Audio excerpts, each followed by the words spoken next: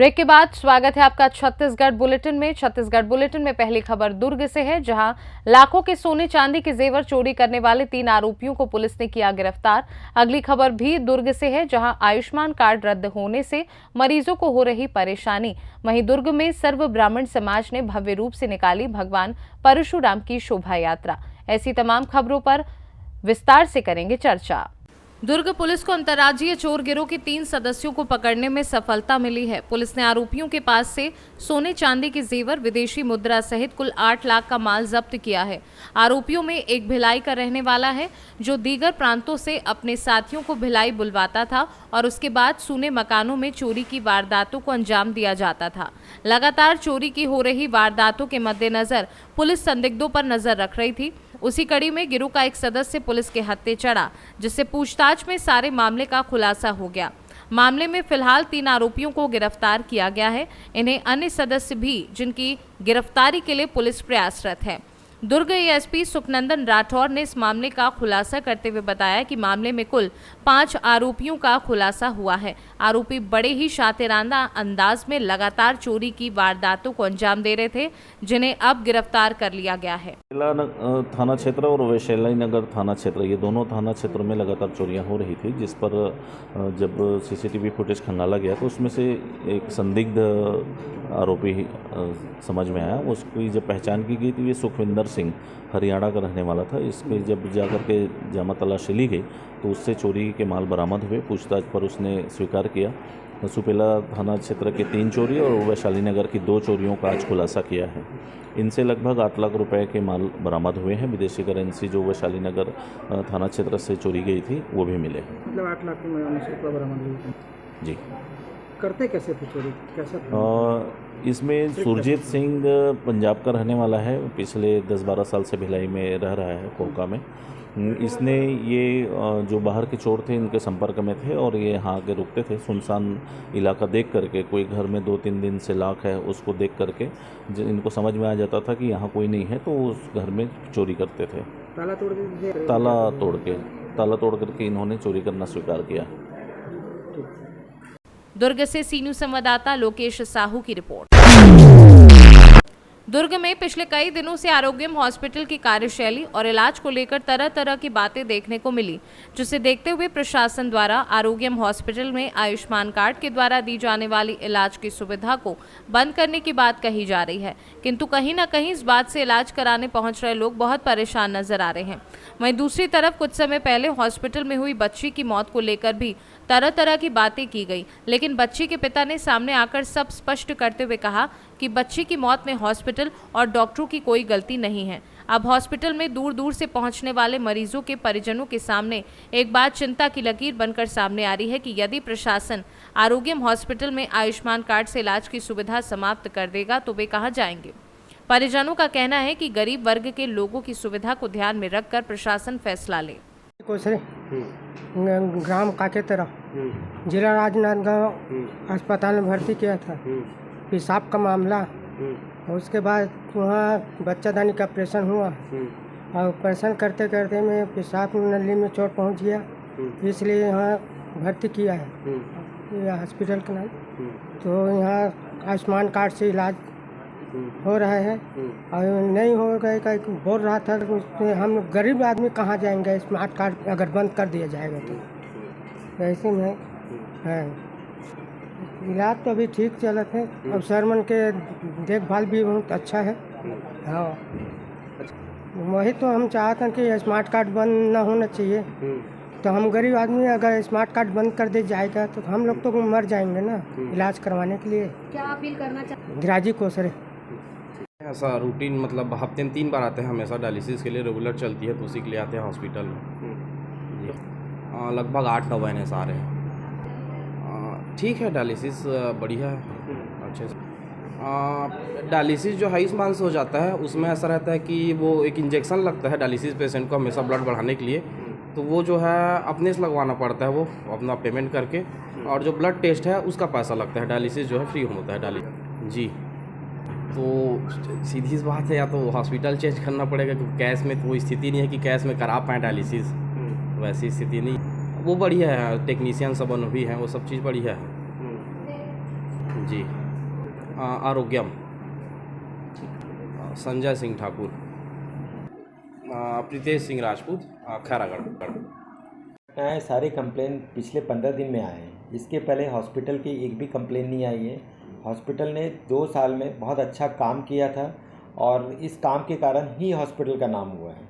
तो ये मुझे भी समझ से परे है कि एकाएक ऐसा क्या हुआ, एकाएक किस कारणों के से ये सब कुछ हुआ है। हम हमेशा एक ही चीज़ पे विश्वास करते हैं कि अच्छा ट्रीटमेंट मरीज को दें और भविष्य में अच्छा ट्रीटमेंट करते रहें और हर चीज़ को हम लोग बेहतर करते रहें। हमारा फोकस इसी में रहता है।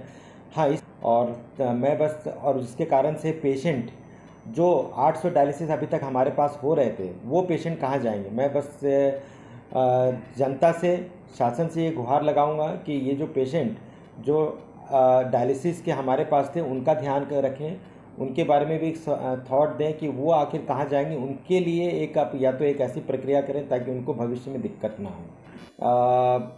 जिस तरह से घटनाएं पिछले 15 दिन में हुई हैं, कुछ न कुछ तो साजिश भी हो सकती है, लेकिन मैं इसके बारे में कुछ भी बोल नहीं सकता हूं। मैं बस एक ही चीज़ जानता हूं कि मैं जो डॉक्टर एक अच्छा काम कर रहा था, काम कर रहा हूं, काम करता रहूंगा, मरीज़ के लिए ही सेवा करता रहूंगा, चाहे मुझे कितना भी कोई डगमगाए। लेकिन मुझे बस एक ही चीज़ पर फोकस करना है कि मरीज़ को अच्छी सेवा देनी है। अगर शासन की अगर मदद मिलती है तो डेफिनेटली मैं इसमें और अच्छा सहयोग करूँगा। मैं डॉक्टर नवीन रामदारकर, किडनी सर्जन। जी, स्टोन मेरे को निकलवाना है यहाँ पे अभी, इसीलिए आया हूँ अभी। इसके पहले आपने कहाँ ट्रीटमेंट कराया? मैं यहीं चलता है, मैं कहीं नहीं जाता हूँ। यहाँ का जो जिस तरीके की बातें आ रही है और अभी जो जिस तरीके की का इलाज यहाँ किया जा रहा है, उससे आप संतुष्ट हैं? मैं तो संतुष्ट हूँ जी। अपना परिचय दे दीजिए। विकास कुमार वाधवानी मेरा नाम है। गुड़िया का तबीयत ख़राब हुआ था, मतलब 30 तारीख लमसम। तो मैं ट्रीटमेंट के लिए पहले ले गया था डोंगरगांव में ट्रीटमेंट 1.5 दिन चला। वहाँ भी बच्ची का स्थिति ठीक नहीं हुआ। उसके बाद लेकर आया था गांधी अस्पताल। वहाँ पर भी 1.5 दिन रहा है बच्ची ने। तो वहाँ पर भी कुछ मतलब स्थिति जो भी था, लेकिन वहाँ के डॉक्टर द्वारा मेरे को यहाँ पे टेस्ट के लिए भेजा गया। तो यहाँ टेस्ट करने के बाद यहाँ बच्ची को एडमिट किया गया। कहाँ? यहाँ मतलब आरोग्यम हॉस्पिटल में। और ये मतलब यहाँ पे एडमिट किया गया और एडमिट के दौरान बच्चे का स्थिति सब चीज़ ओके होते गया। लेकिन लास्ट एज में बच्ची का 16 दिन के बाद पता चला कि बच्ची का कुछ स्थिति में सुधार, मतलब सब चीज़ ओके होते रहा था। ये नहीं कि पहले किडनी बताया गया, उसके बाद लीवर भी बताया गया। बच्ची का नॉर्मल स्थिति होते गया, सब चीज़ नॉर्मल स्थिति हो गया। लास्ट एज में पता चला कि बच्ची ने जहर खाया ऐसे करके, और उसी दिन बच्ची का मौत हुआ। पता चला था सर, पता चला था इस बारे में, पता चला था कि बच्ची ने जहर सेवन किया ऐसे करके। उसके बाद अपना गांधी अस्पताल राजनांदगांव में भी इस बारे में पता नहीं था। हाँ जी, हाँ लास्ट एज में पता चला। इसी चीज़ को पहले पता चलना था, यहीं पे बस ये हुआ था। बस इसी बारे में बोला था डॉक्टर जी को कि पहले अगर ये चीज़ होता तो कुछ अलग ट्रीटमेंट हो सकता था और बच्ची बच सकते थे ऐसे करके। ये जो लापरवाही कुछ भी नहीं है सर इसमें। बात सामने आ रही है कि डॉक्टर को कुछ भी लापरवाही, डॉक्टर जी ने RK साहू द्वारा मेरे को हर एक चीज़ का ट्रीटमेंट का बताया गया है। डॉक्टर साहब को भी इस बारे में मालूम नहीं थी कि बच्ची ने जहर का सेवन किया है।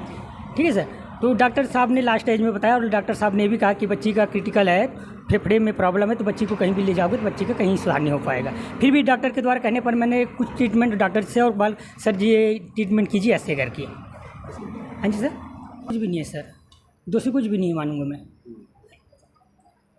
टेमनदास साहू, ग्राम कापा, पोस्ट मारून, थाना डोंगरगांव, जिला राजनांदगांव, छत्तीसगढ़। दुर्ग से सीनू संवाददाता लोकेश साहू की रिपोर्ट। दुर्ग में सर्व ब्राह्मण समाज ने भव्य रूप से भगवान परशुराम की शोभा यात्रा बड़े ही धूमधाम और हर्षोल्लास के साथ निकाली। आपको बता दें कि 10 मई को पूरे देश में परशुराम जयंती जाती है। वहीं ब्राह्मण समाज ने भी 10 मई को परशुराम जयंती मनाई, जिसकी शोभा यात्रा 16 मई को निकाली गई। इस मौके पर सर्व ब्राह्मण समाज के वरिष्ठ सुरेंद्र शर्मा ने बताया कि भगवान परशुराम जयंती हर साल बड़े भव्य तरीके से मनाई जाती है, जिसकी शोभा यात्रा अग्रसेन चौक से इंदिरा मार्केट होते हुए पुलगांव नदी तट पर समापन किया गया। कार्यक्रम में बड़ी संख्या में सर्व ब्राह्मण समाज के अनुयायी उपस्थित रहे। बता दें कि गाजे बाजे के साथ भगवान परशुराम की शोभा यात्रा का काफिला पूरे दुर्ग शहर में धूम मचाता हुआ निकला। पहले तो जय श्री परशुराम, जय जय परशुराम। ये शोभा यात्रा दुर्ग भिलाई ब्राह्मण समाज और पूरे प्रदेश के ब्राह्मण इसमें सम्मिलित हैं। अग्रसेन चौक से प्रारंभ होकर इंदिरा मार्केट होते हुए राम मंदिर, शनिचरी बाजार, शक्ति चौरा और गंजपारा से नदी रोड परशुराम भवन में इसका समापन होगा।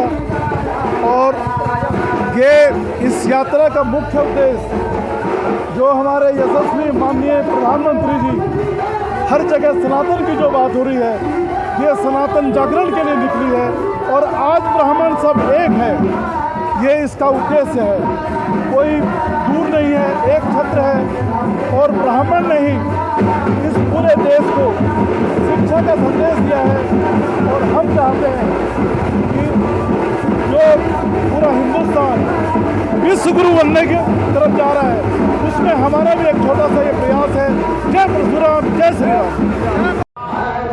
देखिए, परशुराम जयंती के अवसर पर हम लोग सब इकट्ठे होकर ये रैली निकालकर समाज को एक सूत्र कर रहे हैं। ब्राह्मण समाज समेत सभी समाज के लोग हम एक सूत्र हैं। परशुराम भगवान ने पूरी धरती पर विजय करके कश्यप ऋषि को वापस देके व्यवस्था प्रदान करने के लिए दिया था। ऐसे दुर्सारथी परशुराम जी की जयंती है, जिसकी भगवान परशुराम जी की मान्यता सर्व समाज में है और सभी समाज को इकट्ठा करने की क्षमता भी परशुराम जी में थी।